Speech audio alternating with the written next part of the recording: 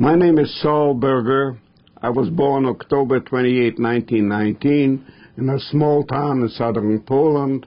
The name of the town was Krosno. I was one of 9 children. We had 5 girls and 4 boys.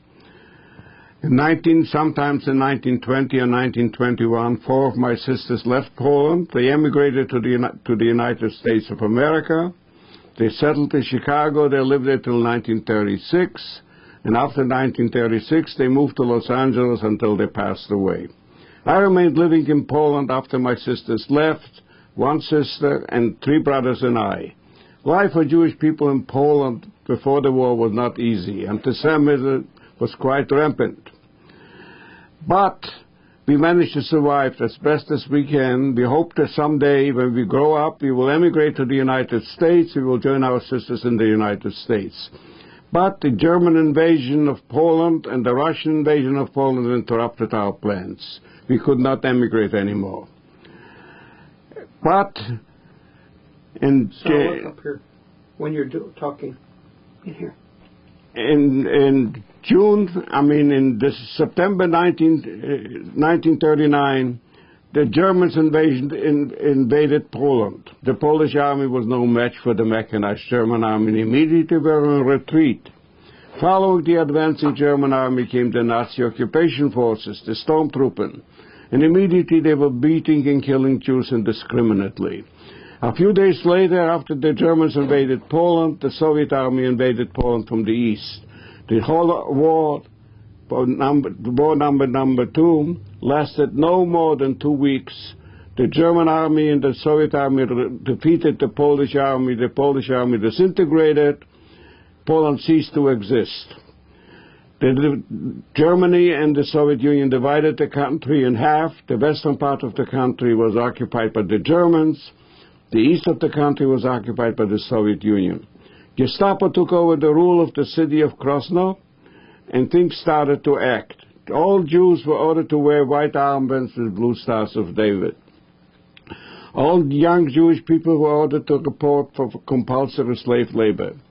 In 1940, I was arrested by the Gestapo for trying to organize a resistance against the Germans. I was arrested by the Gestapo, and I was incarcerated for close to 6 months in the same cell with a Polish Christian political prisoners, among was a Catholic priest. The priest was conducting daily mass every day for the Catholic audience, for the Catholic prisoners, and studied with me the Bible every day. So he promised me that I had to promise him, if I will survive, I will convert to Catholicism. But it did not happen. I was released from prison after 6 months of the German prison. I was put back to compulsory work.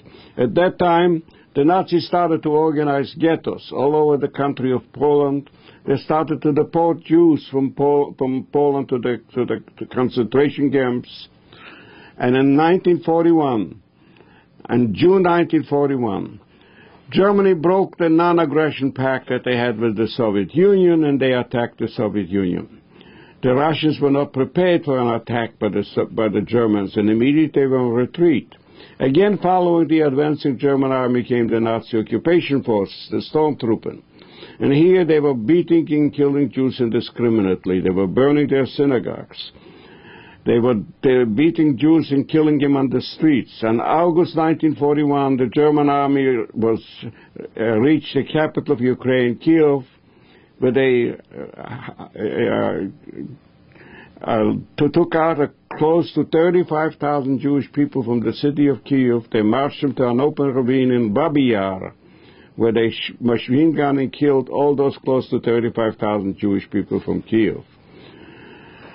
The German army kept on marching forwards, and the Soviets kept on retreating. By November 1941, the German army reached Leningrad, Moscow, and Stalingrad, and it started to snow very heavy. The Germans had to stop, wait for the for the snow to melt, so that they can attack and occupy the Soviet Union. But it did not happen. The Soviets had used the occasion of the stoppage And they brought in many divisions from Siberia. They made a counteroffensive against the Germans and pushed them back from Leningrad and Moscow. Stalingrad, which half of was occupied by the Germans, or half was occupied by the Soviet Union. Fights were going on for close to 6 months, from house to house, from man to man. Thousands of people, Germans and Russians, were being killed in the fights of Stalingrad. Eventually, Stalingrad was defeated. In Stalingrad, the Germans were defeated by the Soviet army, and close to 300,000 German soldiers were taken prisoners or being killed by the Soviet army in Stalingrad alone. That was the beginning of the defeat of the German army, even if it lasted 2.5 more years. The German SS became so frustrated with the beginning of their defeat, they started to deport en masse Jews and Polish Christians to the concentration camps and later to the gas chambers. People were being told they are taking to work, but instead to take him to work, they took him to the concentration camps. These people that were taken away were never seen again. On August the 10th, 1942, this will be a day that will remain in my memory for the rest of my life. And that day, on August the 9th, which happened to be on a Sunday, an order came out from the Gestapo ordering all Jews to report to the marketplace for registration and resettlement. The order stated that anyone that would be caught on the street or in hiding would be shot on sight. Panic erupted. Some tried to escape. Some tried to hide, but most of them, they were caught and shot. When we all assembled in the marketplace, close to 2,500 Jews, which included my father, my mother, my married sister with 2 children and her husband, my 3 brothers and I. After 9 o'clock in the morning, trucks arrived with Gestapo, SS, German, Polish, and Ukraine police, and they surrounded the area so no one can escape. Then the Gestapo started to segregate different people into different groups. They selected close to 500 old people. They loaded them into trucks. They drove them away to a forest close by, and they were all shot in front of a previously prepared mass grave. My father was in the first group taken away. Then the German Nazis assembled close to 600 young people.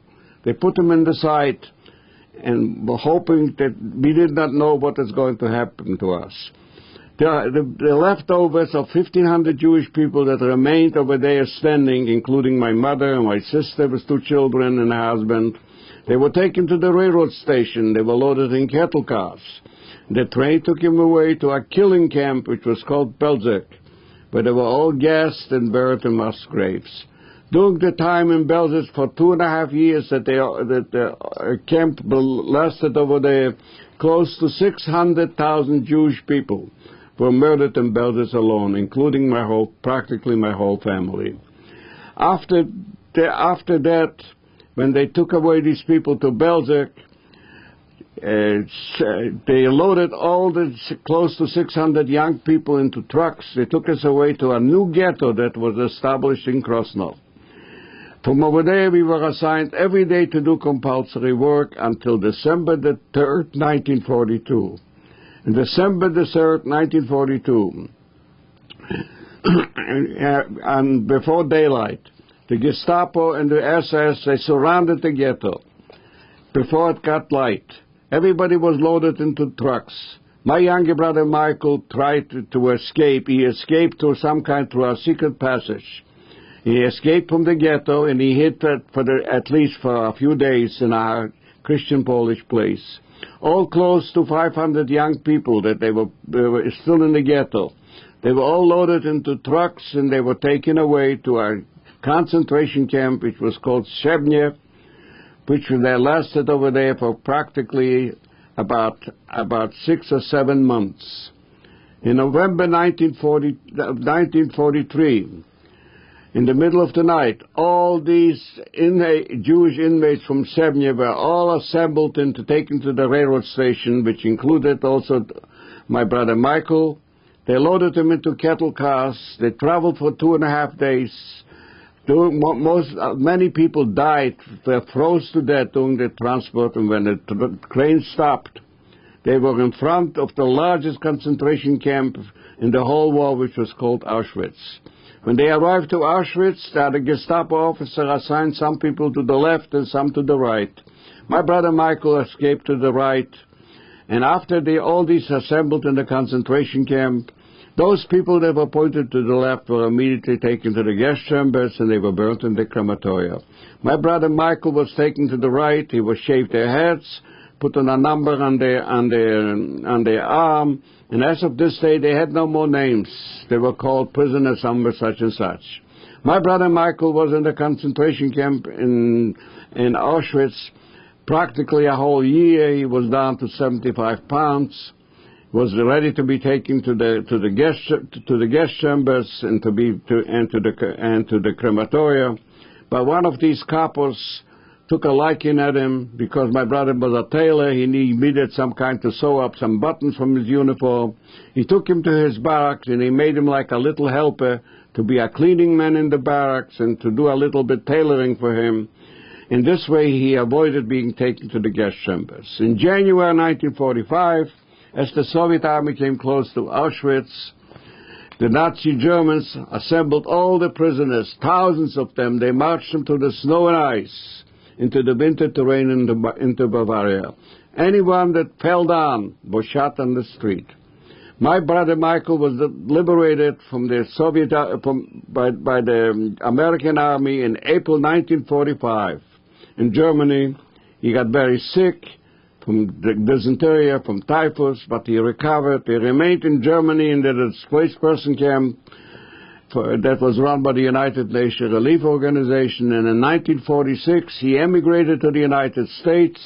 He settled in Los Angeles, where he joined my sisters over there in Los Angeles, California.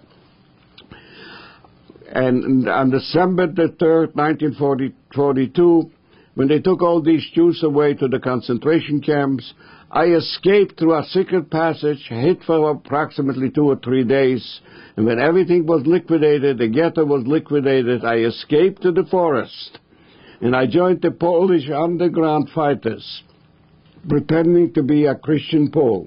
I lived in the forest for close to 14 months, tried to disrupt the German transport as much as possible. In April 1944, the Soviet army came into the place where we were hiding in the forest, and the Germans were retreating. I was inducted to the Soviet army, and instead of sending me to the front, since they realized that I can speak many languages, German, Polish, and Russian, I was assigned to an interrogation group when they were bringing German officers for interrogation to be a translator from German to Russian and from Russian to German. This way I was avoided from being killed on the front lines. I was serving in the Soviet army for practically a whole year, and in May 1945, as the war ended, I met a girl over there in the city of Krakow that also survived pretending to be a Christian Pole. Together we decided to leave Poland, escape from Poland before the Soviets will take over the occupation and the borders will be closed. We escaped to Romania. We were going to go to Israel, but the British blockaded all the ports, could not go to Israel, so we changed our mind, and we went to the Red Cross in Bucharest, Romania. We received international stateless passports with our real names of Solomon Berger and Gustav Friedman Berger. We went to the train, we went to Yugoslavia, from over there to Italy.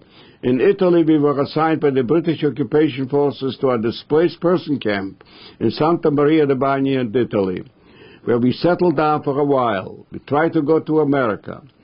To the Red Cross, we found by one of my sisters in Los Angeles, California, to send us out affidavit of support that we took to the American consulate in Naples, Italy, tried to emigrate to the United States. The American consul was very friendly, very nice, but told us they didn't issue any visas at the same time, but they put us on the waiting list. We came back to living into the camps, where I got a job as secretary of the camp committee, and later as an instructor in men's clothing pattern making. We lived in the displaced person camp in Italy for approximately 3 years. In 1946, we had a child born in Italy, and in 1948, not being able to come to the United States, we emigrated to London, England, where we started a new life. We started to settle down in England, but in 1950, we received a notice from the American Embassy in London, England, to come to pick up our immigration visas that they prepared to issue immigration visas to the United States. We picked up our immigration visas at the American Consulate in London, England, liquidated anything we could, saved up some money, and on the 10th of May, 1950, we boarded a passage on a New Amsterdam ocean liner. We arrived to New York Harbor on the 17th of May, 1950. From over there, we took the train El Capitan toward Los Angeles. We traveled 60 hours on the train all the way from New York to Los Angeles. Came to Los Angeles in the first week of June 1950. I met my three sisters and my brother that survived the concentration camp, my brother Michael. The following day, I got a job in Los Angeles, downtown Los Angeles, where I worked for 5 years. And after 5 years, I received American citizenship. I went together into business together with my brother Michael. We were together for about 20 years. And after 20 years being in business, my children finished universities. They didn't need my help. I sold my business. I enrolled in that community college in Los Angeles for 2 years, where I received a real estate broker's license. And I went by 1979. I went back to work as a real estate broker in Beverly Hills, California, for 15 years. And in 1992, I retired from business, and I realized that the people in the United States know practically nothing about the atrocities that the Germans committed against the Jewish people between 1939 and 1945. I realized that they know practically nothing, that 6 million Jewish people perished in the Holocaust through the hands of the German Nazis. I decided to tell this story. Since 1992, I speak at the Museum of Tolerance in Los Angeles. I speak in colleges, universities, in high schools, in churches and synagogues. I tell this story about the survival of the Holocaust and what happened, and so that people should know that what happened at that time should never happen again. As I complete my story, I want to tell you how fortunate I feel to come to this great, beautiful United States of America, to enjoy the freedom of movement, expression, freedom of tolerance. And I realized that of all the countries that I passed by before I came to the United States, and the countries that I lived before the war, that the United States of America is the greatest country in the world. I love this country, and I wouldn't change it for any other place on this planet. Thank you so much, whoever was listening to me, and if somebody has any questions, I'll be glad to answer whatever I can. Thank you so much. Is it okay? It's better than okay. How much did I talk? I'll tell you. 19 minutes. Well, 19 minutes. You wanted 20 minutes? I gave it to you. I didn't stop. I was talking very fast. Yeah, I know.